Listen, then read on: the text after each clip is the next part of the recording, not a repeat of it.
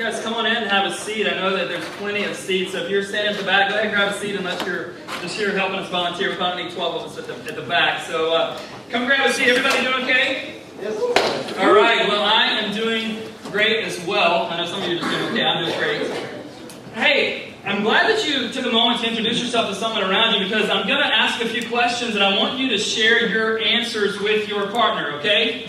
And I don't necessarily mean life partner, I just mean a partner like for the game this morning, all right? So I'm going to ask a few questions and I want you guys to make sure if you need to formally introduce yourself to your neighbor, go ahead and do that. Because I want to ask you a few questions and you discuss your answers together. They're not heavy questions in case you're concerned. All right, here's the first question. If you were given $10,000 this morning and you had to spend it by the end of the day today, midnight tonight, what would you buy? Find a partner and discuss that answer. $10,000, have to spend it today, can't go into the bank. What would you buy?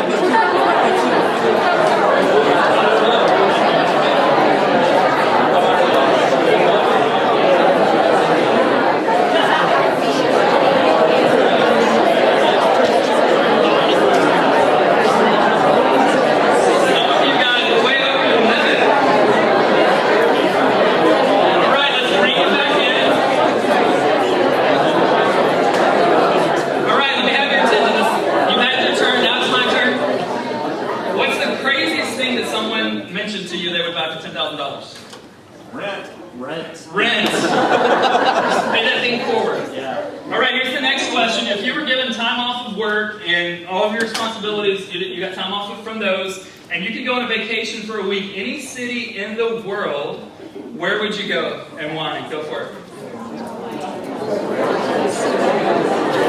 Where would you spend that vacation?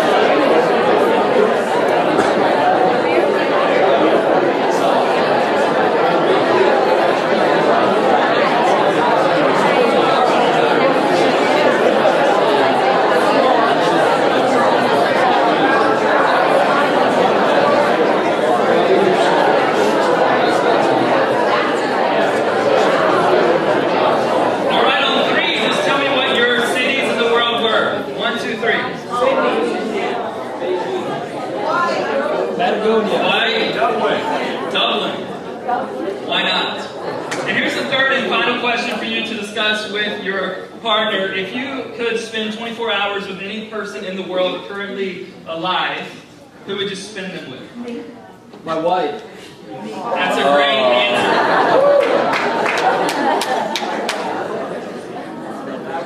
If you had a wife, that'd be great. He's happily married. He's doing well. She's in the front row, he's in the back. Everything. There's no problems here. Everybody's 24 hours, any person in the world, who would you spend it with? And on 3, give me the answer. Some of you are going to go family, and some of you are going celebrity. That's okay. We know where your heart is. 1, 2, 3. Who would you spend it with? Anybody choose a celebrity, or am I the only vain person in the room?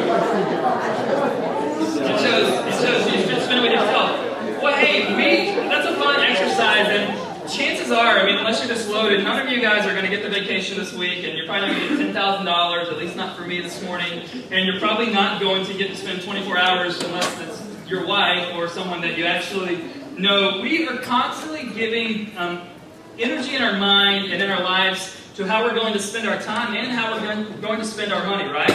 That's just a thing that we're about. Every single day you wake up, and even right now, some of you aren't even focused here. You're like, what's for lunch, right? Anybody that's got the hunger pains going on, let's just don't live in denial, admit it.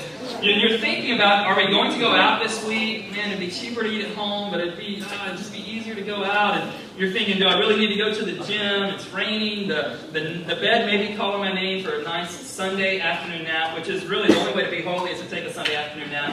At least I tell my kids that. And we're constantly thinking about how we spend our time, and we're always thinking about how we spend our money. Like, are we going to save for this? Are we going to buy that? Are we going to give to this charitable cause? How are we going to spend our money? And while those things have to happen every single day, I wonder how often we ask ourselves this question: how am I going to really spend my life? And maybe a better question is, if we see our life as currency, how are we going to be spent in our lives? So we're always thinking, how am I going to spend my time? How am I going to spend time with this person? How am I going to spend this lunch hour? How am I going to spend tonight? How am I going to spend the weekend? How am I going to spend my summer vacation? But what if the better question for us to begin transitioning out of that all the time, you've got to ask it, but transitioning into, how am I going to be spent in my life? If my life is currency, if God's given me one life to live, how am I going to be spent during my time on this earth? There was a day when Jesus was talking to some of his disciples, and they were really wanting to be significant players in his kingdom. But they were wanting to be significant players really with kind of the selfish ambition bent to their desires. And it happens in the 10th chapter of Mark. So if you've got a Bible, turn to Mark chapter 10. If you don't, we want to just give you one this morning. And so if you want a free Bible, our guys and ladies are walking the aisles, just raise your hand. Free gift from Epic Church to you. Take it home, read it. If you're not into Bibles, don't have one, start in the book of John. A great place to start there. And I'll tell you what page we're on. And if you take these Bibles today, or you've taken them before, keep bringing them back with you, because we'll always just say, hey, here's the page number for these gift Bibles that we give out here at Epic. And the page number for this morning is page 722. Page 722. If you don't have those Bibles like me, we're going to have to find it, figure it out on our own. If you've got an Android or a BlackBerry or an iPhone or any kind of thing like that, iPad, whatever, you can download a free ESV app. That's just the translation that we use in here on Sunday morning, so you can download that for free. You can do that right now, ESV. And before we get into kind of the main theme of the message this morning, I just want to say, hey, our Epic group sign-up started last Sunday, and pretty neat, since last Sunday, about 65 adults and 10 kids have signed up for Epic groups. And again, you can read in your program about what Epic groups are. They don't kick off this week, they kick off next week. And so it's just a great time to sit in homes and apartments around the city, discuss what we talked about in here on Sunday, enjoy refreshments, get to know people, really connect with one another. And then every group is going to in some way partner with an organization in the city that each of our groups are going to serve. And so those happen on Monday nights, Tuesday nights, Wednesday nights. You can see that there. You can also go to our website. If you go to our website on your phone, it's a really easy way. Anybody want to do that real quick? Get your phone out real quick. Just so you guys know, I want you to know what you got. You're like, I've never heard that in church, but hey, we're kind of a new church, making our own rules as we go. So go to epicsf.com. Let me show you something really cool there. It's not our main website. It's just really a touch-friendly way that you can see all kinds of things. So get your phone out, epicsf.com. And if you look there on the front page, you can click on the groups button, and from there sign up from your phone. And so you can do it on your card, you can do it from your phone, you can do it from your computer, you can call our office and do it. I mean, we are trying to make it as easy as possible, because we believe that those of us that get connected in these groups, our relationships are going to be strengthened. We're going to have people that we get to do life with here in the city. As we know, life anywhere can be a challenge at times. And so just know that there are great ways to get connected to the life of Epic Church. And really, that's going to happen in these groups. And so they don't kick off this week, but they do kick off next week. And so those of you that are checking your email, stop that. I didn't tell you to do that. Come back in here. Work will wait. Mom will wait. Everything's okay. So in Mark chapter 10, we're going to start in verse 41. But just again, I want to catch you up to what's going on in the situation. So it's an interesting conversation that Jesus has with first two of his disciples or his followers, James and John, and then it becomes a broader conversation with the other 10 of his disciples. And so here's how James and John start this out. Now, in Matthew chapter 20, Matthew writes an account that actually their mom asked Jesus this for them. And so if you're an adult, your mom's asking significant things of other people for you, that's bad. This is bad. And so, but in Mark, it just says that James and John asked, and what they first say to Jesus, tell me if you've heard anything like this from a spouse or a child or a parent. They first say to Jesus, Jesus, we want you to give us whatever we ask for. Basically what they're saying to Jesus, Jesus, we're not going to tell you what question we're asking. We just want to make sure that your answer is going to be yes. And if you're a parent or you're just a person, everybody's a person in here, if anyone begins a conversation like this with you, the answer is always no. Okay? Let's just practice together. 1, 2, 3, no. 1, 2, 3, no. No. And so they say to Jesus, teacher, we want you to do whatever we ask you to do. Listen, parents and future parents, if your kids ever come up and say, hey, Dad, I want you to say yes to whatever I'm about to ask you. Mom, I want you to say yes to whatever I'm about to ask you. The answer is always no. And then, because there's a reason they phrase that like that. So James and John, they're just like, Jesus, say yes. then we'll ask you the question. So just say yes, we'll ask you the question. And what they say to Jesus is they realize that he's coming into his own kingdom one day, and when he comes into his glory, they say, Jesus, when you're there on your throne, James and John ask him, can we flank you, basically? Can one of us sit on the left of you and the other of us sit on the right of you? Pretty bold question, right? So basically what they're saying to Jesus is, Jesus, we're cool with you getting the gold medal as long as one of us gets silver and the other one gets bronze.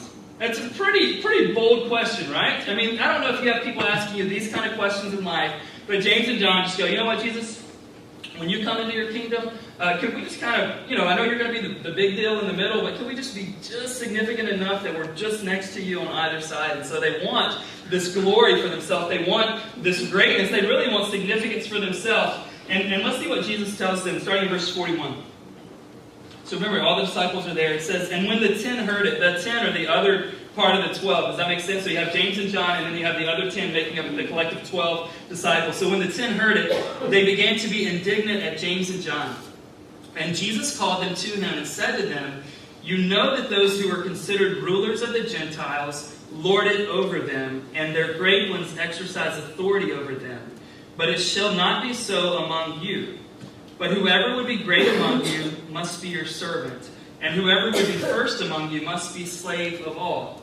For even the Son of Man, he's referring to himself there, in case you're wondering, for even the Son of Man came not to be served, but to serve, and to give his life as a ransom for many.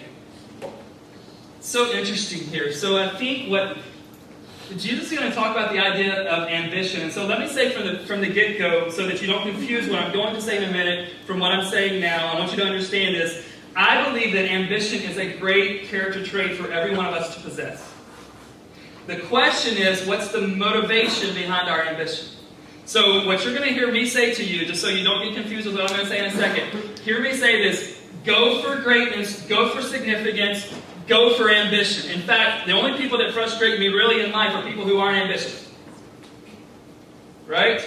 People that just settle for status quo and they just go through life and there's no direction and there's no goal and there's no purpose and there's no intention and there's nothing that they're aiming for. So those are the people that really front, and you're like, oh man, I've got to find another church because I'm that guy. Well, let us pull you along into this proper motivation and this proper sense of ambition. And so what Jesus is going to say to his disciples, he's going to redefine greatness for him.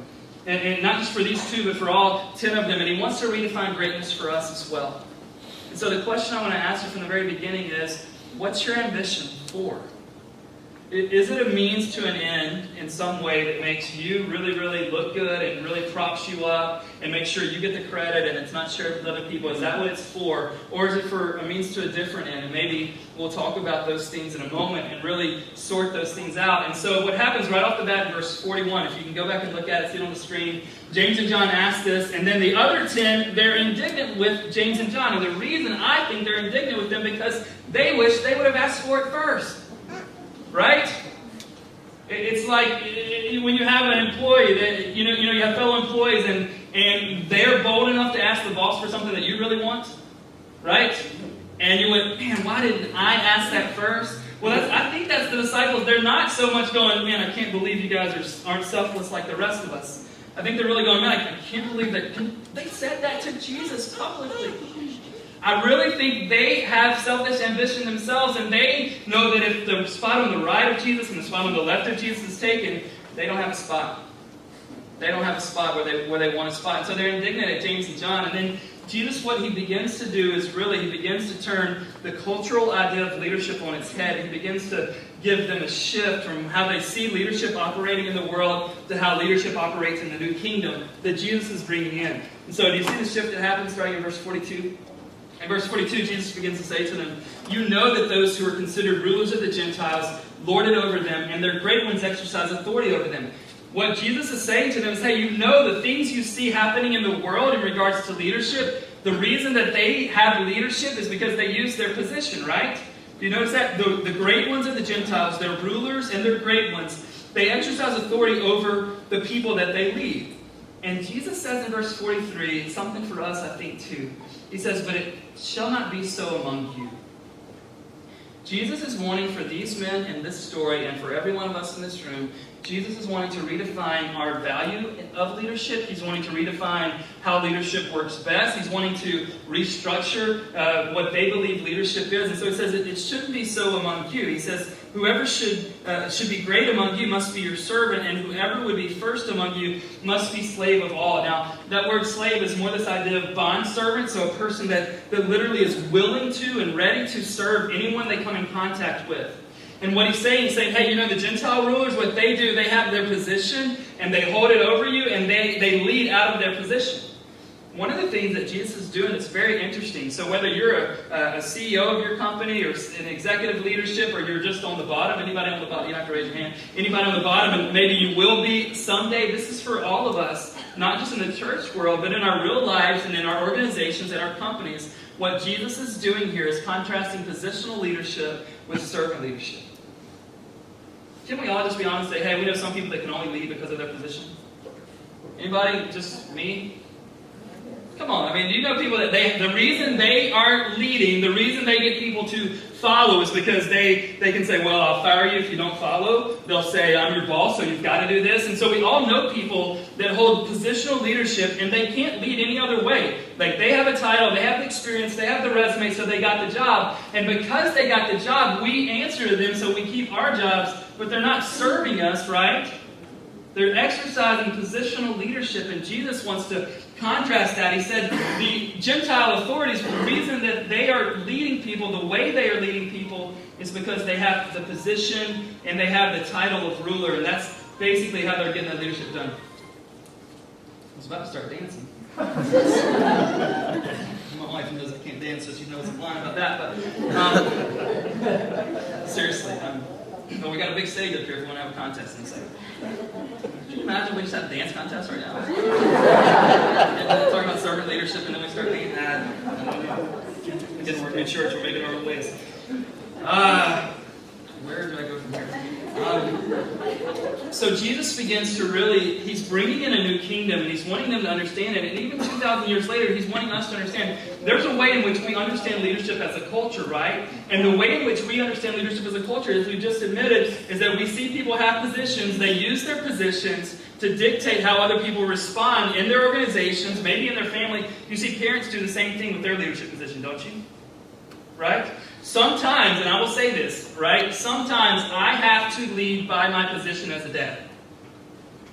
Sometimes I have to lead by my position. There are times where I have to say, you know what, I'm the dad. And then I'm like, I'm sure, I'm like, kids, God made me your boss. But the way I desire to lead my kids, and I hope if you're a parent or a future parent, I hope the way you desire to lead your kids and your grandkids, those of you that have some, lead them by serving them. So you see this in organizations, you see it in homes, you see it in relationships, right? And what Jesus is doing, he's trying to put a new twist on this idea of leadership, and he's trying to go from positional leadership to servant leadership. And one of the 5 core values we have here at Epic is this idea of servant leadership. And here's how we say it, and we're not ever going to live this out perfectly, but we want to increasingly become this kind of church. If we could have that on the screen, this idea of servant leadership. Can we just read that together? We believe that servant leadership triumphs over positional leadership. Though Jesus was God, he chose humility and serving others rather than lording his position over them. The staff desires to lead in this way and to train others to do the same. And again, we'll probably never get it perfect or maybe even right, but we want to increasingly become the kind of church that lives this out. One of the things I tell my team is that I want to be their greatest champion. So we have 4 people on our staff. I get the privilege of leading them. And what I tell them is, man, I want to be your greatest champion. I want to allocate resources so you get to do what you do best. I want to serve you. There's reasons why I show up here in the mornings to be a blessing to them. And there are reasons why they do the same thing with our leadership. And the same thing happens when our 50 or to 60 or so volunteers at our church lead you for the same kind of reason. We want to be a place and a people that serves you in this kind of way. That's our aim. That's our goal. So we're not hiding that and trying to live up to it and then telling you, we're going, hey, we're not there yet, but this is the kind of church we want to become, one that really believes that servant leadership triumphs over positional leadership. Now, again, there are times where I have to lead from my position with them, right? I mean, if Tim comes up with an idea, hey, I think we should have a dance contest during the service, that's going to be positional leadership, right? I mean, I'm going to serve him well, but I'm going to serve him well, but hey, man, that's just not happening while I'm the boss, right? I mean, it might. Again, we've kind of introduced some new ideas this morning, but the way I want to lead my team, the way my team wants to lead our volunteers, the way our volunteers want to lead our entire church, kind of this, if you see this domino effect, the way we want to lead is by serving, because we believe it happens best. God has given us a great privilege to serve people, and if Jesus himself, Lord of the universe, if he's coming to this earth to serve, if we're going to follow him, we're going to have to do the same thing. So who are you serving? Who are you serving because you want to? Who are you causing their life to be better because you've interacted on some level with them? And I don't just mean financial handouts, so certainly that could be a way to serve people in our city and beyond. But how are you serving people? And are you doing so in humility? Again, I don't think that ambition is bad. But one thing I said last week, and I may say it every week, and so this is just kind of becoming one of the mottos here for me and I think for our church. Every time you get the opportunity, please reject the self-absorbed life. You'll hear me say that a lot. Every time you get the chance, because here's what's going to happen. Every day, through media, through people that are in your life, they're going to tell you, hey, live for yourself, do what makes you comfortable, do what's convenient for you, embrace the self-absorbed life, make it all around you. Remember last week we said people like to make it so literally the earth orbits around them. It's kind of a crazy thing, right? The earth wasn't meant to orbit around anyone, right? I mean, I'm not good at science, but that's true. Scientists, give me some feedback. All right, just making sure. If I'm going to speak truth up here, I want it to be true. But so people literally, you're going to be constantly tempted to embrace a self-absorbed life where people say, make it about you, and if there's going to be service involved, make sure that everyone in your life is serving you.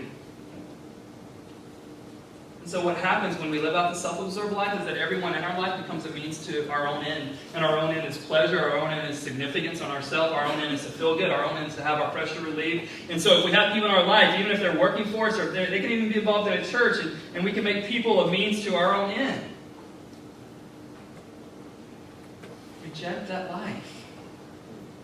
One of the things that we knew when we started this church, because we have a portable, all of our equipment's portable, and because we're in rented facilities, we knew that we were going to need people to come serve alongside of us. And it's been a great response just to see people who are volunteering here at Epic. And so if you've ever been a part of volunteering at Epic, would you just stand up? Like if you're part of our volunteer team, just so we can recognize our volunteers, go ahead and stand. Yeah, just stand. Just look around the room and see how many people it takes to make this thing go. Yeah.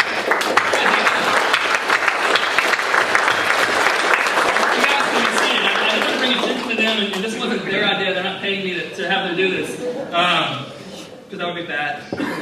But there's also, just down the hall from us, there are a group of volunteers serving in Epic Kids. And so one of the ways that we want to use this Sunday is not just to talk about, hey, let's serve in general, but we want serving to happen organically in our church, but we also want to be a church that creates paths for people to get on board with what's going on here in our church and serve in our community and in our church. So there are some ways that you can do this.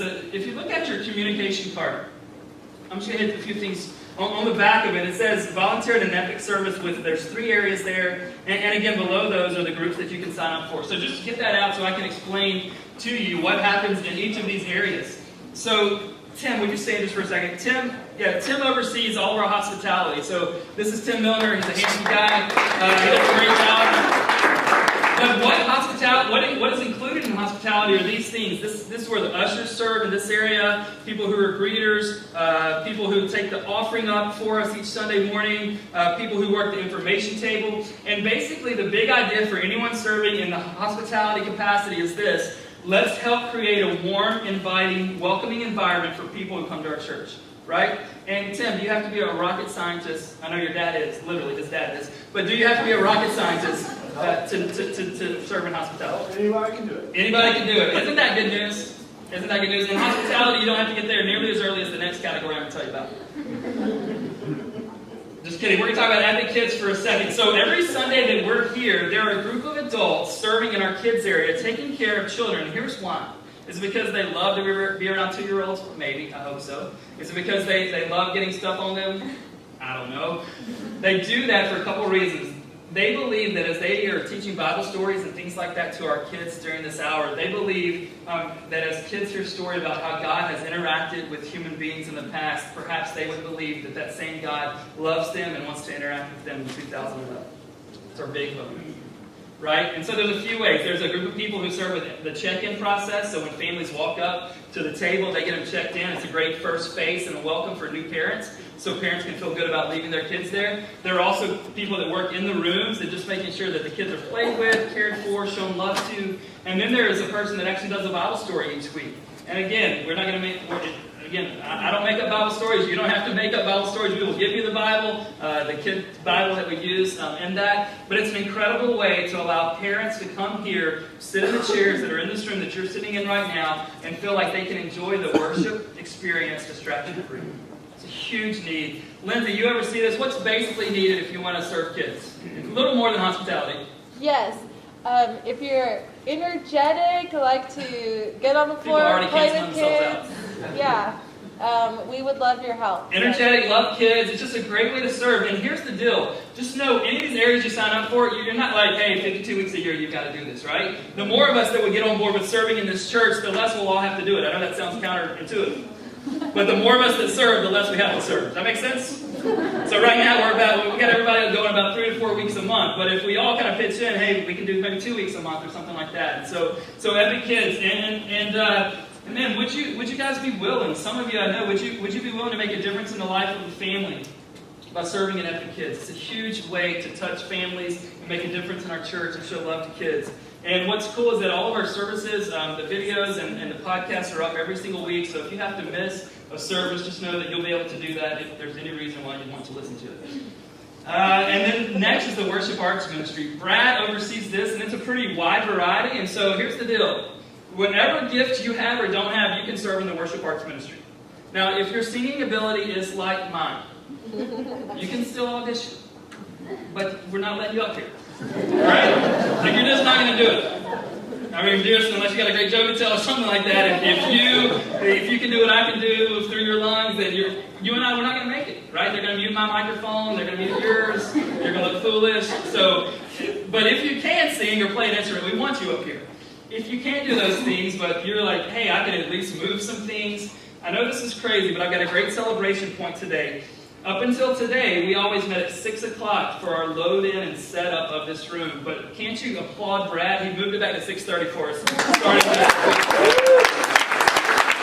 So the alarm didn't go off at 5:25 for me this morning. That was a beautiful theme. I'm still tired when it did go off. But we just moved that back to 6:30. So all of you thought, man, 6 is way too early.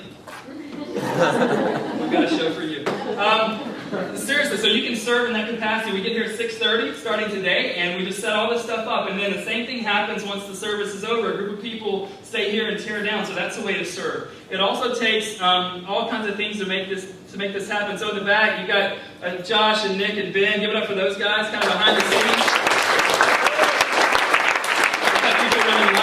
People that are doing videoing from the back. All these things are happening. The words don't magically appear on the screen, if you didn't know. That's not happening automatically. Getting sound out of these speakers and these microphones doesn't happen automatically. And what's cool, some of these people didn't know anything when they started these jobs. True, Brad?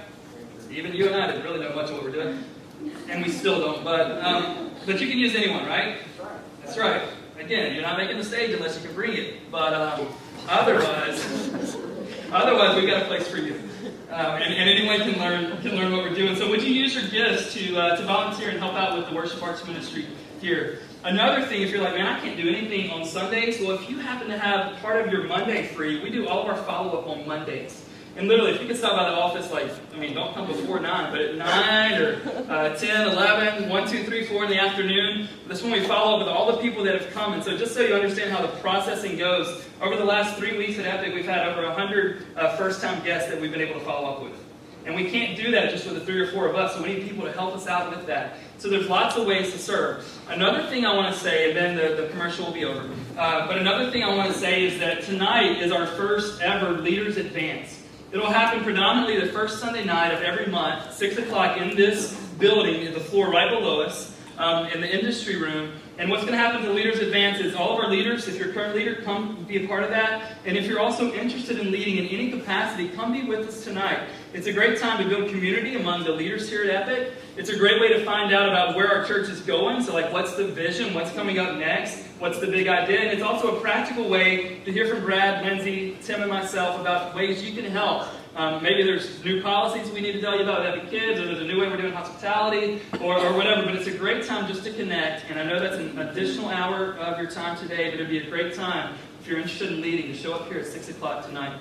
Now, where I want to finish this message is really in verse 45. So if we have verse 45 on the screen, if you guys will open back up to that part. A couple of things I want to say here. Maybe it's more than a couple, but I'll tell you a couple. Jesus says, "For even the Son of Man came not to be served, but to serve and to give his life as a ransom for many." The first focus I want to have here, if you don't understand who Jesus is and you're checking this thing out this morning, if you're interested, if you're intrigued, if you have your doubts, the first thing I want to say, don't worry about serving anyone else yet, if this is you. But I do want you to get this. For even Jesus came not to be served, but to serve and to give his life as a ransom for many. This is huge. So Jesus, the king of the new kingdom that he's ushering in here, he says, "I did not come to be served, but to serve." Now, when you and I look in our world, especially with what's going on in the Middle East, how many kings and rulers are taking this strategy? Basically, what happens in a kingdom anywhere in the world, right? You have a governor or a king or a leader of a province or whatever it is, and basically everyone else exists under that person's leadership to prop that person up and to carry out the wishes of that person. Is that correct? Jesus is shifting the idea of kingdom.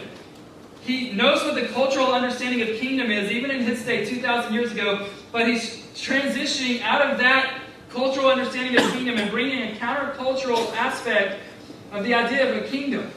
And so he's the king, but he's coming not to be served by everyone. He's actually entering in human history to serve. So if you don't get any of that yet, understand this. Jesus leaves heaven, comes to earth, not to be served, though he's the ruler, he's the king, he's the Messiah, on and on and on, he's the Lord, right? We have that part. He's coming to serve. And he's not just coming to serve. It's not like Jesus is just walking around touching the heads of children and blessing them, though he did that. It's not like Jesus is just healing people's diseases, though he does that. It's not like he's just trying to help people understand a better way to live, though he does that. He's not just giving an hour to someone. He literally is laying down his life as a ransom for many. 2 weeks ago, we talked about the idea of redemption. There's really 4 aspects of redemption. Anytime in the world, redemption happens, but especially with Jesus, here's how it goes. There's someone in bondage. There takes the Redeemer has to come onto the scene. The Redeemer has to pay a ransom, and then freedom occurs. Okay? And so in our redemption, Jesus becomes our Redeemer, and the currency that he pays for us with is his very life. And so understand that first. Secondly, though, if you get that, and I want you to get that primarily this morning, if you get that, if you and I want to be followers of his, then we need to walk in those same footsteps. Who are we going to serve? Who are we going to come alongside of and go, you know what? Man, life really isn't about me. I don't want to live the self-absorbed life. I really want to give my life. So here's what Jesus did. He came to serve and to give his life as a ransom for many. And the question I want us to just ponder, not necessarily answer this morning, but begin answering with our lives. Who are you going to give your life for?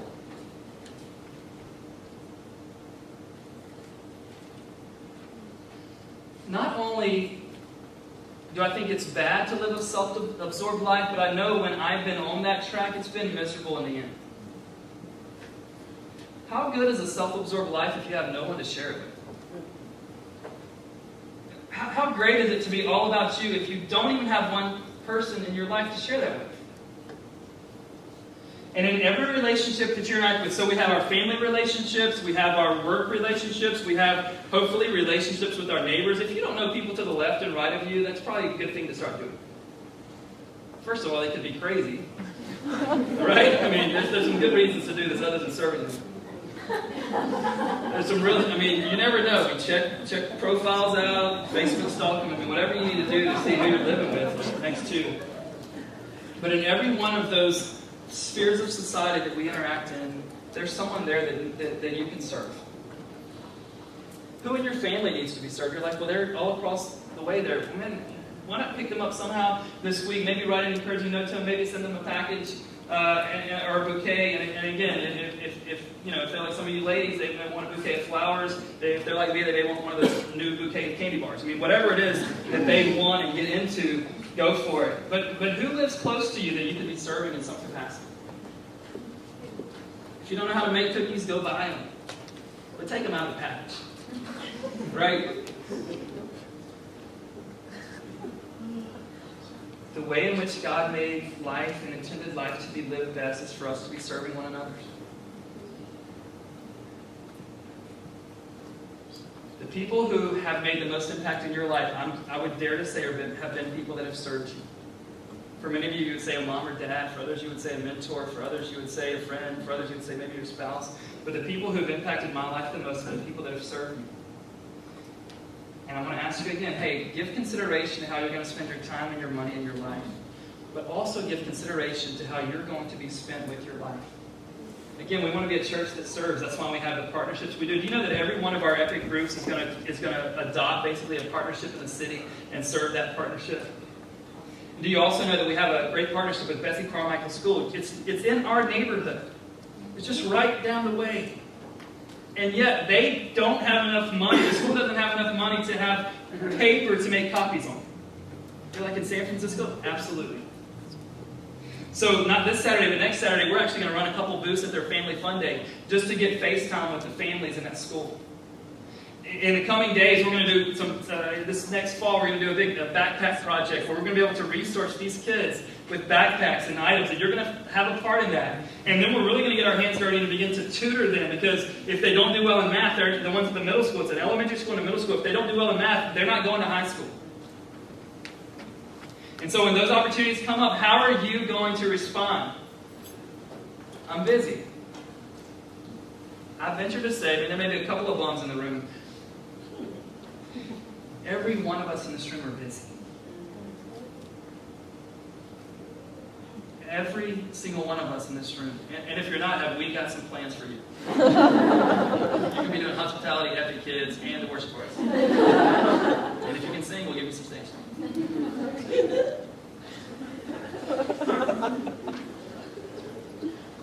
We're all busy.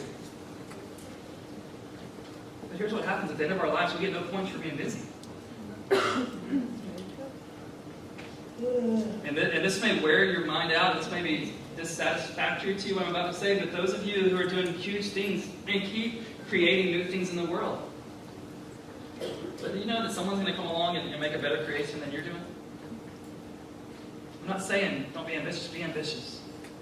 But at the end of the day, you're going to look back and go, how did I do that project or this project? You're literally going to look back and either with regret or gratefulness at how you spent your life. And my belief, and I'm not just saying this because they paid me to say it, my belief is that the satisfaction we feel with our life in the end will be directly tied to whether or not we serve people or made everyone else serve us. That's all I have for today. Let's pray. God, I thank you for this morning. I thank you most of all that Jesus came and served. And not just as an example, but he served us in a way that we can receive love from you, God. We can receive your compassion, your mercy, your forgiveness, God, your grace. And God, for every person in the room this morning that's struggling with the doubt or the questioning or the skepticism, God, I pray they would see clearly what Jesus has done on their behalf. And God, as we see that and we want to follow in your footsteps, we must become people who serve. God, would you continually remind us that the earth doesn't orbit around us? Would you remind us that not only is a self-absorbed life a wrong way to live, it's less than satisfactory way to live. There are people in this room that have tried everything. They've got the next promotion, they got the bigger home, they got the nicer car. Those things aren't even bad, they're good. But God, some of us have put our identity in those things. Some of us have made those things the ultimate goal for us, and we got those things, and now we're not satisfied. God, while we want to serve to make the lives of others better, we also believe that our greatest joy can come in serving other people in our city, and in our world. So God, in our family situations and in our neighborhoods and the people that we work with, even the ones that we don't like, as opportunities to serve them come along this week, God, would you help us be people who serve others, not because of our position, but simply because we want to enhance their life, following in the footsteps of Jesus. Help us do that. In Jesus' name, amen.